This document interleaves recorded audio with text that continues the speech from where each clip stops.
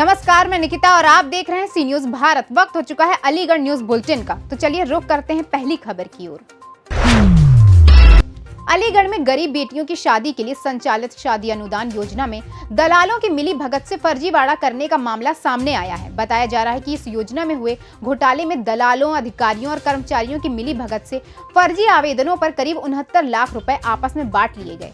वहीं इस फर्जीवाड़े की जानकारी जब जिला अधिकारी इंद्र विक्रम सिंह को हुई तो इसकी जांच करने का आदेश उन्होंने समाज कल्याण विभाग उप निदेशक संदीप कुमार को दी। तो जांच में 69 लाख रुपए का घोटाला सामने आया। घोटाले की जांच रिपोर्ट सामने आने के बाद अधिकारियों में खलबली मच गई। इसमें सबसे बड़ा घोटाला अतरौली तहसील का है। साथ ही इस पूरे मामले में दलालों के साथ साथ जनसेवा केंद्रों की भी संदिग्ध भूमिका नजर आ रही है। विभाग में पिछले दिनों शादी हुई, कई वर्षों करीब 5 वर्ष के अंतराल में तमाम घोटाले के मामले आए और जांच में सिद्ध भी हुआ है और बहुत सारे उसमें एम्प्लॉई और बहुत सारे फेक लोगों को जो लाखों रुपए का अनुदान दिया गया। क्या कहेंगे इस पूरे मामले पर? जांच हुई है लेकिन कोई कार्रवाई नहीं हो पा रही। नहीं, जांच रिपोर्ट अभी 2 दिवस पहले प्राप्त हुई है। जो समाज कल्याण विभाग के ज्वाइंट डायरेक्टर ने इसकी जांच की थी और उसमें कुछ तथ्य भी उन्होंने जांच रिपोर्ट में अपने अंकित किए हैं। उसके क्रम में आगे कार्रवाई करने हेतु प्रकरण को सीडीओ को संदर्भित किया गया है। शीघ्र ही जो भी उसमें दोषी होंगे उनके विरुद्ध कार्रवाई भी होगी और जिन्होंने गलत पैसे अगर आहरित कर लिए होंगे तो उसकी वसूली भी होगी। अच्छा, साथ ही जो है उसके अलावा एक टिप्पणी और की गई पारिवारिक लाभ योजना जो है उसकी जांच अभी कोई उसकी समाचारों में खबर प्रकाशित हुई, लेकिन अभी उसकी कोई जांच नहीं हुई और ना ही कोई ऐसे एविडेंस आए हैं। तो अगर कोई सारभूत किस्म की शिकायत आती है तो उसकी भी जांच जरूर कराई जाएगी और जो भी दोषी होगा उसकी कार्रवाई। लेकिन जांच अधिकारी ने टिप्पणी में एक चीज़ जरूर लिखा है उसमें कि क्योंकि पारिवारिक लाभ योजना के जो वो लोग नहीं, वो जांच अधिकारी की जांच रिपोर्ट दस्तावेज उपलब्ध नहीं करा रहे, वो लगातार पत्राचार के बाद वो जांच रिपोर्ट अभी प्राप्त नहीं हुई। समाज कल्याण विभाग का शादी अनुदान योजना की जांच रिपोर्ट प्राप्त हुई है जिस पर कार्रवाई की जा रही है। वो जांच रिपोर्ट आ जाएगी तो उस पर भी कार्रवाई। डीएम साहब, एक सवाल और इसमें आखिरी कि आखिर इसकी जिम्मेदारी जिलाधिकारी, सीडीओ और जिला समाज कल्याण अधिकारी की होती है, तो आखिर इसमें कौन जिम्मेदार रहा, किसको मानते? 3 ही लोग इसमें। देखिए, पात्रता चयन का एक प्रक्रिया है, एक प्रोसेस है। उस प्रोसेस में स्थलीय सत्यापन के उपरांत जांच होने पर जो पात्र व्यक्ति पाए जाते हैं उनको अनुदान दिए जाने की कार्रवाई प्रचलित की जाती है। अब जिस व्यक्ति ने सत्यापन किया, जिस अधिकारी ने, दोष उसका है कि अगर उसने गलत व्यक्ति का सत्यापन कर दिया है तो जिस अंश तक जांचकर्ता अधिकारी दोषी है उस अंश तक जांचकर्ता अधिकारी के विरुद्ध कार्रवाई होगी। और अगर लाभार्थी ने गलत तरीके से तथ्यों को छुपाकर लाभ प्राप्त किया तो लाभार्थी के खिलाफ भी कार्रवाई होगी। Thank you. मनीष जी, एक आपके यहाँ का फर्जीवाड़ा है, कितने केसेस हैं आपके विभाग के जो ट्रेस किए गए हैं और किस तरह से जो है मतलब इसकी पात्रता तय करने का क्या सिस्टम होता है? इसमें जो प्रकरण की जांच हुई है ये उप निदेशक समाज कल्याण अलीगढ़ मंडल ने की है इसमें, और इसमें पिछड़ा वर्ग के 157 प्रकरणों में आए हैं सामने।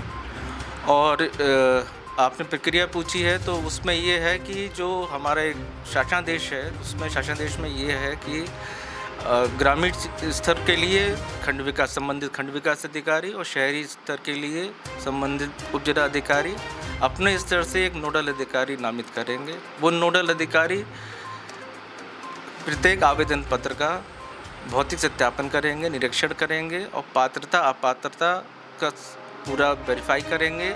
और उसके बाद वेरीफाई करने के बाद ही उसके उस फॉर्म की जो पात्र पाए जाएंगे उसमें डिजिटल सिग्नेचर लगते हैं खंड विकास अधिकारी के ग्रामीण स्तर पे और उप जिलाधिकारी के शहरी स्तर पे लगते हैं। इस तरह इसका सत्यापन होता है और पात्रता अपात्रता की श्रेणी डिसाइड होती है।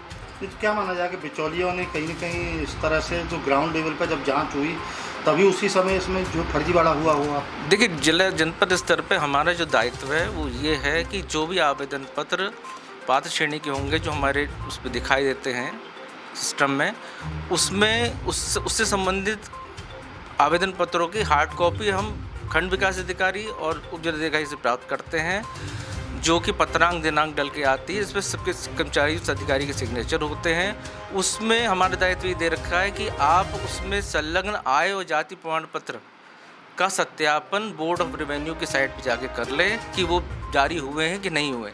जो सत्यापन में सही पाए जाते हैं उन्हीं को ही फिर पीएफएफ मोड में ले जाके उनका पेमेंट कराया जाता है और प्रत्येक को 20,000 रुपये संबंधित के खाते में दिए जाते हैं। अब संबंधित खाते में इतने पैसे गए हैं, उसके बाद वो किसको देता है, तो ये नीचे के मामला है। तो कहीं कहा जा सकता है कि दलालों की इतनी सक्रियता डिजिटल होने के बाद भी है कि एक जो है 157 केसेस जो है आपके विभाग के जो आए जो उसमें लगातार हुआ भ्रष्टाचार हुआ है।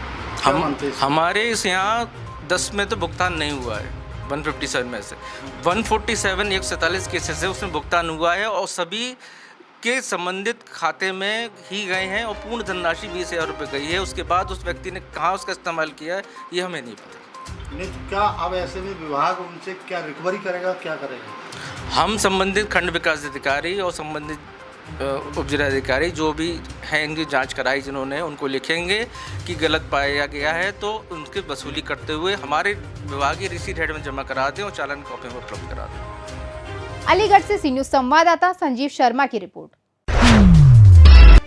अलीगढ़ के तहसील इगलास के कस्बा बेसवा में हिंदू जागरण मंच के कार्यकर्ताओं के साथ मिलकर बीजेपी कार्यकर्ताओं ने मां काली का अपमान करने वाली लीना का पुतला फूंका और लीना की गिरफ्तारी की मांग की। कार्यकर्ताओं ने इस दौरान उदयपुर के कन्हैया लाल के कातिलों को फांसी दो के नारे भी लगाए और जमकर प्रदर्शन किया। हिंदू जागरण मंच के कार्यकर्ताओं की मांग है कि अगर कन्हैया लाल के हत्यारों को फांसी की सजा नहीं हुई तो वो इससे भी ज्यादा बड़ा प्रदर्शन करेंगे। अध्यक्ष जी, आज यहाँ पर किस तरह का पुतला फूंका गया है? यहाँ पर लीना का पुतला फूंका गया है।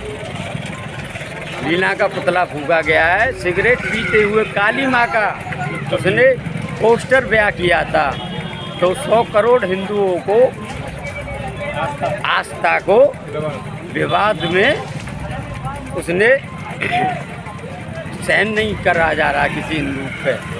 क्या मांग करते हो लीना के बारे में? उसके खिलाफ सख्त से सख्त कार्रवाई होनी चाहिए, ये मांग करते हैं हिंदू जागरण मंच के कार्यकर्ता। और मैं पुष्पेंद्र चौधरी, हिंदू मंच ब्लॉक अध्यक्ष। अलीगढ़ से सी न्यूज़ संवाददाता संजीव शर्मा की रिपोर्ट।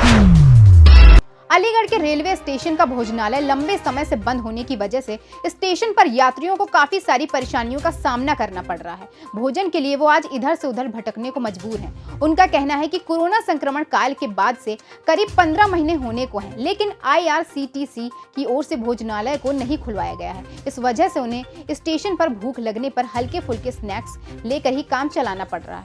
अब तो क्या नाम है, जैसे कोरोना चल रहा था लेकिन अब कोरोना ख़त्म हो चुका है तो उसके ऊपर रेलवे को सोचना चाहिए, क्योंकि बाहर जाते हैं लोग, कभी कभी तो किसी की ट्रेन भी छूट जाती है, मान लो कोई ट्रेन से निकल के जा रहा है तो उसके हिसाब से खुल जानी चाहिए। अब बस यही कहना चाहूँगा।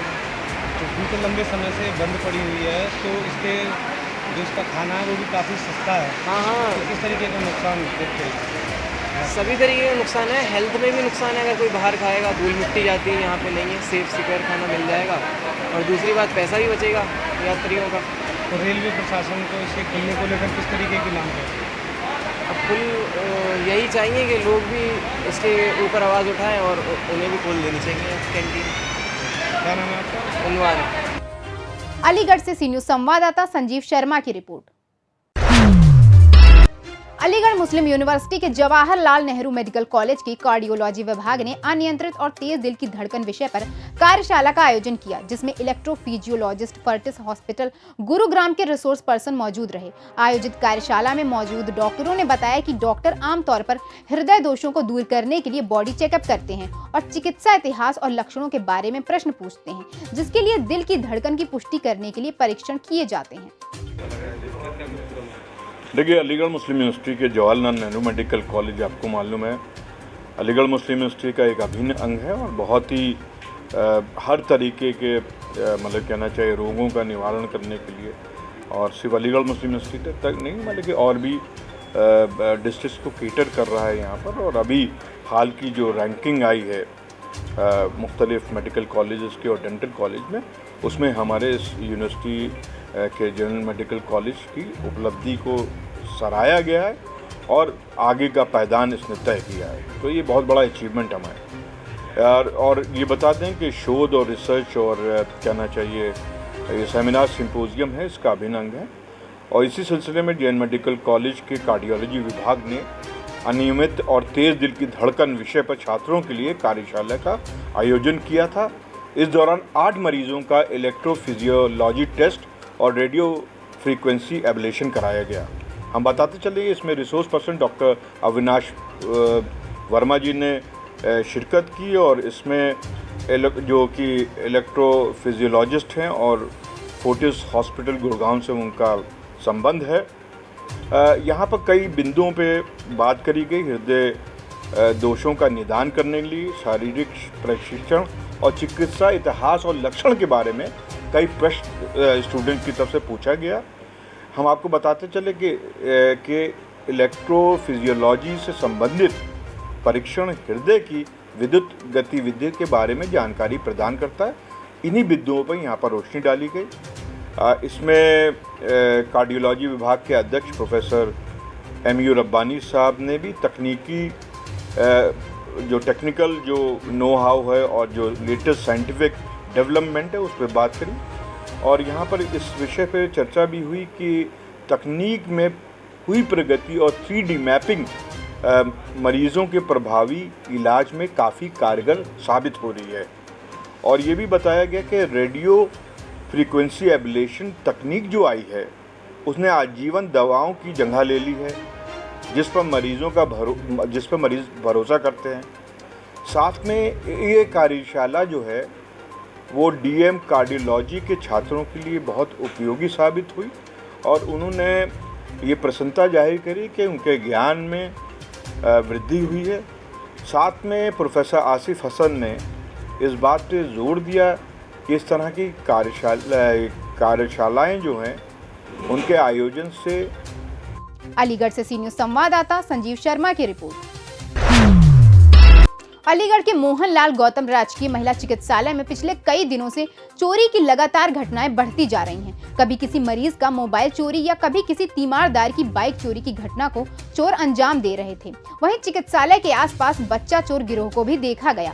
इस तरह की अप्रिय घटनाओं से बचने के लिए चिकित्सालय की CMS रेणु शर्मा ने चिकित्सालय में लगभग 45 CCTV कैमरे से नजर रखने की बात कही। उनका कहना है कि चिकित्सालय में अलग अलग विभाग के अनुसार अलग अलग कैमरों से निगरानी की जा रही है। कैमरे के तार ओपन होने की वजह से बंदर तारों को तोड़ देते हैं, जिससे निगरानी रखने में काफी दिक्कत हो रही थी। लेकिन अब हमने पूरे चिकित्सालय में कैमरे के तारों को अंडरग्राउंड कराया है और सुरक्षा पर खास ध्यान दिया जा रहा है। हॉस्पिटल की सुरक्षा व्यवस्था के लिए हमने 4 पॉइंट्स पे कंप्लीट डिफरेंट सेटअप्स लगा रखे हैं।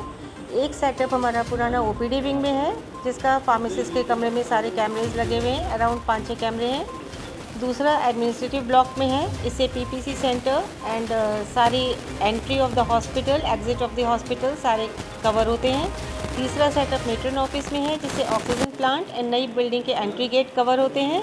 एंड फोर्थ सेटअप हमारा नई MCH बिल्डिंग में है, जिसके सारे फ्लोर्स पे कैमरे हैं एंड बिल्डिंग के चारों तरफ कैमरे हैं।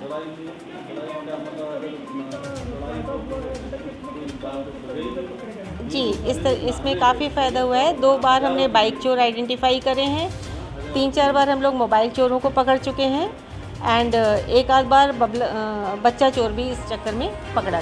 अलीगढ़ से सी न्यूज़ संवाददाता संजीव शर्मा की रिपोर्ट। अगर बात गांव की कही जाए तो देश की खुशहाली का रास्ता गांव से होकर गुजरता है। ऐसा माना जाता है कि अलीगढ़ के तहसील खैर के गांव राजपुर में तो ग्राम प्रधान की मनमानी के कारण ग्रामीणों को नर्क के समान जीवन जीने पर मजबूर होना पड़ रहा है। साथ ही अगर बात यहां के रास्तों की जाए तो जल भराव की समस्या से ग्रामीणों को हर दिन जूझना पड़ रहा है। ग्रामीणों का कहना है कि प्रधान की दबंगई से सरकार के मुख्य एजेंडे सबका साथ सबका विकास को चूना लगाया जा रहा है। सरकार कस्बे और देहात में विकास के लिए पैसा तो दे रही है, लेकिन जनप्रतिनिधि अपनी दबंगई के बल पर सरकारी धन का दुरुपयोग करने से बाज नहीं आ रहे हैं। कौन से गांव के निवासी हैं? राजपुर। ये क्या मामला है आपके? ये मेन रोड पे पीछे है भैया, लिखा होना है। क्या मामला है? कराई ना प्रधान सही है, सस्ता है। क्या कहते हैं? करा दूँ आप तो ना करें। प्रधान कौन प्रधान है यहाँ? जगह सिंह है। अलीगढ़ से सी न्यूज़ संवाददाता संजीव शर्मा की रिपोर्ट। जहां एक और देश भर में ईद का पवित्र त्योहार रविवार को मनाया जाएगा, इसको लेकर लगातार तैयारियां भी की जा रही हैं। लेकिन बात अगर अलीगढ़ के शाह जमाल ईदगाह की जाए तो ईदगाह में ईद की नमाज आयोजित की जाएगी, लेकिन ईदगाह में गंदगी को लेकर स्थानीय लोगों में अब आक्रोश देखा गया है। स्थानीय लोगों का साफ तौर पर कहना है कि मौजूद हालात बदतर नजर आ रहे हैं। 3 दिन बाद ईद की नमाज की जाएगी, लेकिन नगर निगम के द्वारा अभी तक कोई भी कार्यवाही अमल में नहीं लाई गई है। यही कारण है कि आज उनके द्वारा खुद सफाई का जिम्मा उठाया गया है। साथ ही आक्रोशित लोगों के द्वारा स्वास्थ्य मंत्री व नगर आयुक्त का पुतला फूंककर विरोध किया गया। क्या है देखिए 10 जुलाई को ईद उल अज़हा का त्यौहार है और हर बार ऐसा होता है हर साल कि ईद से 10 दिन पहले यहाँ की सफाई व्यवस्था दुरुस्त हो जाती है, लेकिन इस बार मात्र 3 दिन ईद के बचे हैं और अभी तक कोई सफाई यहाँ नहीं हुई। ना मेयर साहब कोई सुध ले रहे, ना नगर निगम की कोई टीम सुध ले रही।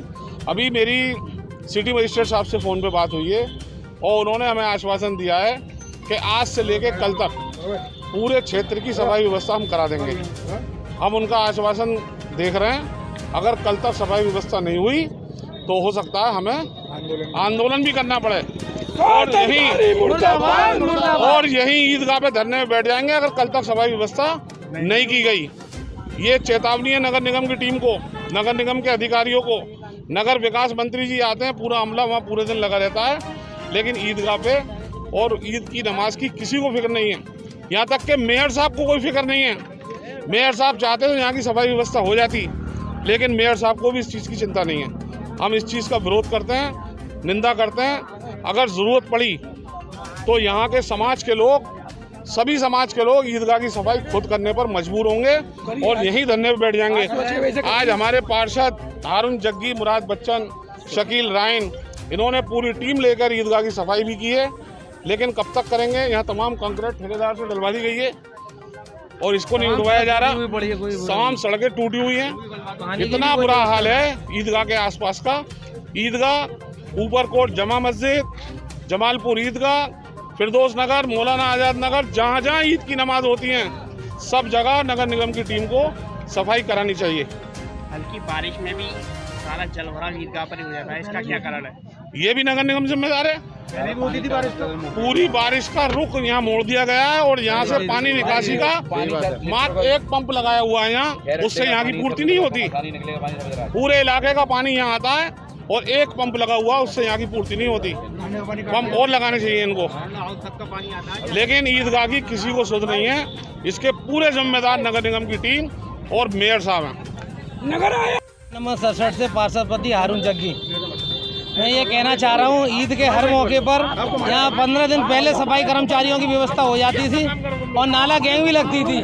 नाला गैंग 4-5 दिन लगी है, पूरे बाढ़ की स्थिति खराब है। 4 दिन नाला गैंग लगने के बाद हट जाती है। यहाँ के कर्मचारी वहाँ चले जाते हैं क्वारची पे, कोई हीरानगर चौराहे पे, कोई नादे पुल के चौराहे पे, लेकिन यहाँ के कर्मचारी चले जाते हैं। यहाँ पे कभी कोई कर्मचारी ना आया और 2 कर्मचारियों का इंतकाल हो गया, आज तक उनकी वापसी न हुई। 4.5 साल से कह रहे हैं सफाई कर्मचारी बढ़ाए जाएं, आबादी बढ़ी हुई है, लेकिन कोई सुनवाई ना हो रही। 4.5 से यही चल रहा है और इसी तरीके से सफाई हो रही है। स्वास्थ्य अधिकारी को इस बात का तो देखिए, करीब हम 10 दिन से इंस्पेक्टर साहब से कह रहे हैं, अनिल इंस्पेक्टर हैं, कि हमारी ईदगाह पे नमाज होनी है। हमेशा सदियों से ये चला होता आ रहा है कि 1 महीने पहले यहाँ के इंस्पेक्टर जो हैं, स्वास्थ्य अधिकारी जो हैं, वो अलर्ट हो जाते हैं। इस बार हमें ऐसा दिख रहा है कि पूरी तरह से स्वास्थ्य अधिकारी और अनिल इंस्पेक्टर कोई हमें जवाब देने को तैयार नहीं है कि ईद की नमाज हम ईदगाह के अंदर पढ़ें, बाहर पढ़ें, कहाँ पढ़ें, कोई जगह नहीं है हमारी नमाज पढ़ने की। आपने खुद सफाई करी आज हमने खुद सफाई नहीं, आगे भी हम लोग करेंगे। सुबह 6 बजे से हम लोग लगे हुए हैं और 3 दिन से इनके हम मीडिया के माध्यम से और तमाम माध्यम से हम इनकी खबरें पहुंचा रहे हैं। और स्वास्थ्य अधिकारी तो इतना हैकर है कि वो फ़ोन ही नहीं उठाता जनप्रतिनिधि के। जब हमारा फ़ोन नहीं उठा रहा स्वास्थ्य अधिकारी, तो आम जनता बताइए कैसे फ़ोन उठाएगा वहाँ? सही बात है।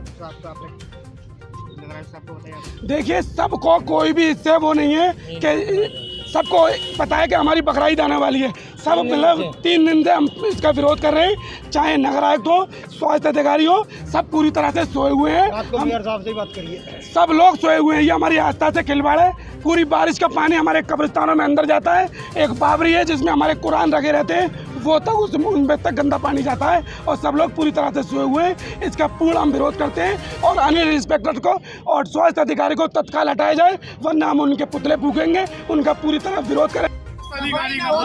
जनप्रतिनिधियों के फोन तक नहीं उठाता, ना ही इंस्पेक्टर फोन उठाता हमारा।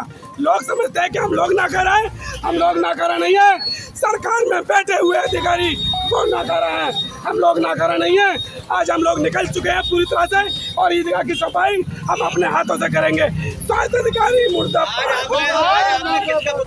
स्वास्थ्य अधिकारी का